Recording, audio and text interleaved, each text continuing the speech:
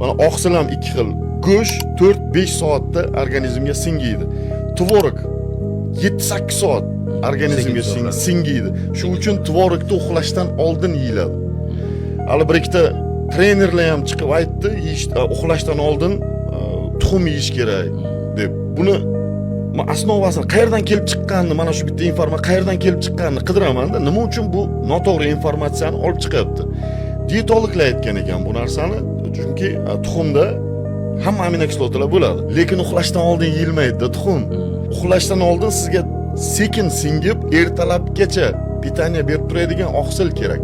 Bu degani tvorog. Tvorog 7-8 soat singib, ertalabgacha muskullaringizga pitaniya berib turadi. Tuxum zo'r aminokislotalari ko'p bo'lgani bilan uxlashdan oldin yedingiz, organizmga sразу singidi, chiqib ketdi. Bo'ldi. Dalshi yana siz ochsiz ertalabgacha. Mana nima uchun uxlashdan oldin tuxum mumkin emas, tvorog mumkin. Mumkin emas degani zarar emas, lekin foydasi kamroq.